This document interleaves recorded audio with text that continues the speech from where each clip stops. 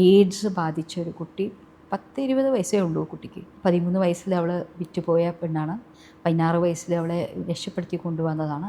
ഇത് കഴിഞ്ഞിട്ടിപ്പോൾ എയ്ഡ്സായിട്ട് അവൾ ഫൈനൽ സ്റ്റേജസിലാണ്.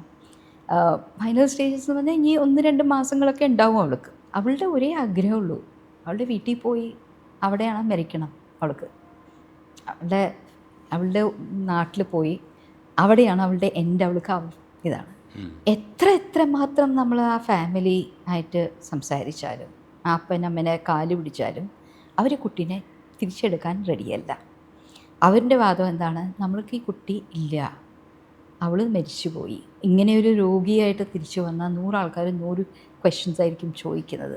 അത് അവളുടെ ഇളയ പെങ്ങന്മാർക്ക് ബാധിക്കും. അപ്പോൾ വേണ്ട, നമ്മൾ അങ്ങോട്ട് വരുന്നില്ല, അവളിങ്ങോട്ട് വരണ്ട, അവിടെ തന്നെ നിങ്ങൾ അവളുടെ ഫൈനൽ ചെയ്യും. ഇതെങ്ങനെ ആ കുട്ടിയുടെ അടുത്ത് പറയാം? മരിക്കുന്നവർ അവളുടെ ലാസ്റ്റ് വിഷാണ്.